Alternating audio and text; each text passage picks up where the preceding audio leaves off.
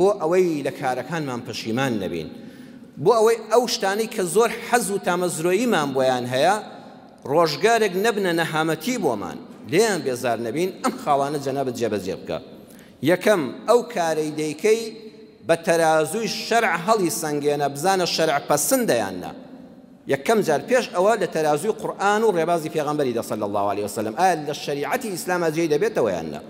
دووەمیان سربەخۆ کارەکە مەکە، ڕاوێژ بکە بە کەسێک سێ سیفەتی تێدا بێت، ڕاوێژی پێ بکە لەگەڵ یادانیشە پرسوڕای پێ بکە، یەکەم ڕاستگۆ بێ، دووەم دڵسۆزت بێ چونکە هەموو کەس دڵسۆزن نییە، سێیەمیان پسپۆڕی ئەو کارە بێ.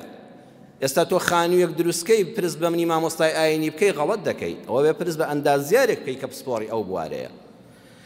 سێیەمیان بەعەقڵ بڕیار بدە لە کارەکان تا شوێن عاتیفە مەکەوە. داخی گرانم هەموو ئومەی ئیسلامی ئێمە ئەم سەردەمە بە تایبەت لە ناویدا میلەتی کورد میلەتێکی زۆر بە سۆزین، زۆر بە عاتیفەین، بەردەوام کارەکانمان بە سۆز بڕیار دەدەین، بە کارێکیش کە لەسەر عەقڵ بنیاد نەنرا سۆزەکە بە هەڵەت دەبە. کارەکانت با لەسەر عەقڵ بنیاد بنرێن، نەک شوێن عاتیفە و سۆز و هەڵچوونێکی کاتی بکەوی.